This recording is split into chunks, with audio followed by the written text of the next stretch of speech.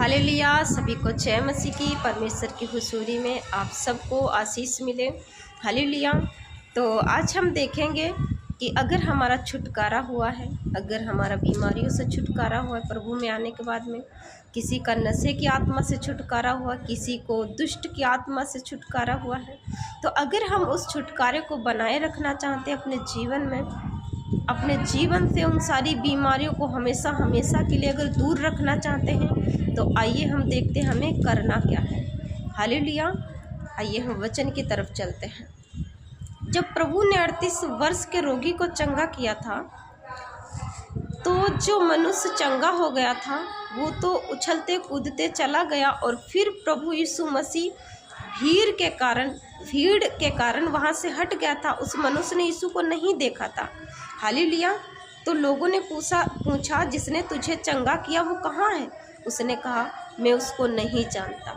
Hallelujah. आइए हम वचन की तरफ चलते हैं।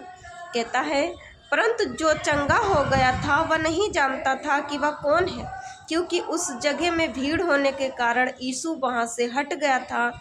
इन बातों के बाद वह यीशु को मंदिर में मिला। यीशु ने उससे कहा, देख तू चंगा तो हो गया है, फिर से पाप मत करना, ऐसा ना हो कि इससे कोई भारी विपत्ति तुझ पर आ पड़े। आमीन। हालेलुया। अब जो चंगा हो गया था, जो 38 साल के रोगों से छुटकारा जिसने पाया था, क्योंकि प्रभु जानता था कि अपने अधर्म के कामों से ये इतने दिन तक पड़ा रहा। हालेलुया। आज इंसानों के ऊपर क्यों समस्या, क्यों विपत्ति? हम पर भी आई थी परेशानी, क्योंकि हम भी अधर्म में पड़े थे, हम भी पाप में पड़े थे। आज परमेश्वर ने हमसे भी ये बात हमसे भी बोली है कि तू चंगी तो हो गई है, फिर से पाप मत करना। तो हमें इस वचन को पकड़े रहना है, हमें इस वचन को अपने अंदर जीवित रखना है। अगर हमें हमेशा का छुटकारा चाहिए, हम चाहते हैं कि हमारे जीवन में यूं ऐसी आनंद भरा जीवन रहे हमारा, तो परमेश्वर ने कहा कि तू चंगा तो हो गया, तूने छुटकारा तो पा लिया, परंतु पाप ना करना, कहीं ऐसा ना हो इससे तुझ पर और भारी विपत्ति आए। और भारी जो थी, परमेश्वर ने यहाँ पर कहा है कि और भारी।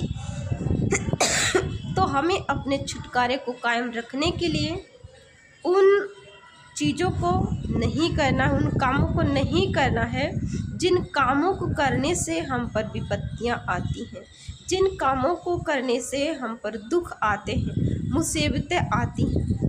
हालेलुया। तो हमें अपने छुटकारे को कायम रखने के लिए फिर से उनमें नहीं जाना है, कहीं ऐसे